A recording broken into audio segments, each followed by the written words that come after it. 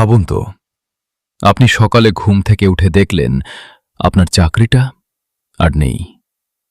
কেউ আপনাকে চাকরি থেকে বাদ দেয়নি, কোনো বস আপনাকে বের করে দেয়নি। তাহলে কে নিল আপনার জায়গা?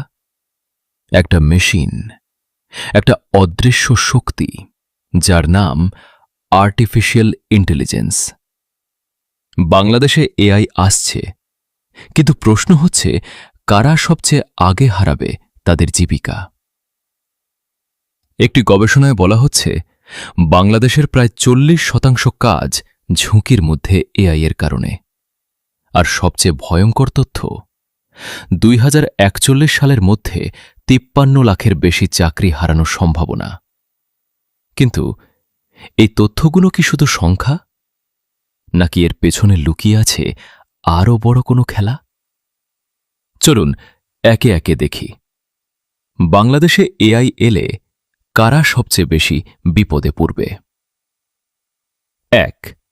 গার্মেন্টস শ্রমিক। বাংলাদেশের অর্থনীতির ব্যাকবোন, কিন্তু বাস্তবতা হল এআই ও অটোমেশনের কারণে ইতিমধ্যে কিছু ক্ষেত্রে 30% পর্যন্ত কর্মসংস্থান কমেছে। আর ইন্টারন্যাশনাল লেবার অর্গানাইজেশন বলছে এশিয়ার প্রায় 60% গার্মেন্টস কাজ অটোমেট হতে পারে। অর্থাৎ একটা রোবট হাজার মানুষের জায়গা নিতে পারে। 2. ডেটা এন্ট্রি এবং অফিস ক্লার্ক। আপনি যদি এক্সেল, কপি পেস্ট, টাইপিং কাজ করেন, তাহলে সতর্ক হন। এআই এখন 99% অ্যাকুরেসি দিয়ে পিডিএফ, ইনভয়েস, ইমেল থেকে ডাটা এক্সট্র্যাক্ট করতে পারে, মানুষের চেয়েও দ্রুত। 3. কল সেন্টার এবং কাস্টমার সার্ভিস।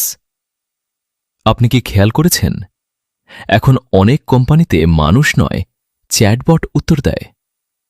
এই চ্যাটবটগুলো 24 ঘন্টা কাজ করে, বেতন লাগে না, ভুল করে না। 4. লো স্কিল্ড এবং সেমি স্কিল্ড ওয়ার্কার্স। সবচেয়ে বড় আঘাত আসবে এখানে, কারণ যেসব কাজ রিপিটিভ সেগুলোই এআই সবচেয়ে সহজে নেয়। কিন্তু এখানে একটা প্রশ্ন আসে, এআই কি শুধু প্রযুক্তি, নাকি এর পেছনে আছে বড় কোনো অর্থনৈতিক পরিকল্পনা? ভাবুন তো, যদি কোম্পানি একজন মানুষের বদলে একটা এআই দিয়ে কাজ করাতে পারে, তাহলে লাভ কার?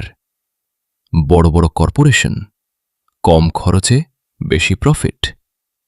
এমনকি কিছু বিশ্লেষক বলছেন এআই আসলে লো কস্ট লেবার দেশগুলোকে ধীরে ধীরে অপ্রয়োজনীয় করে দিচ্ছে। বাংলাদেশ যেটা চিপ লেবারের উপর দাঁড়িয়ে, সেই ভিত্তিটাই কি ভেঙে যাবে?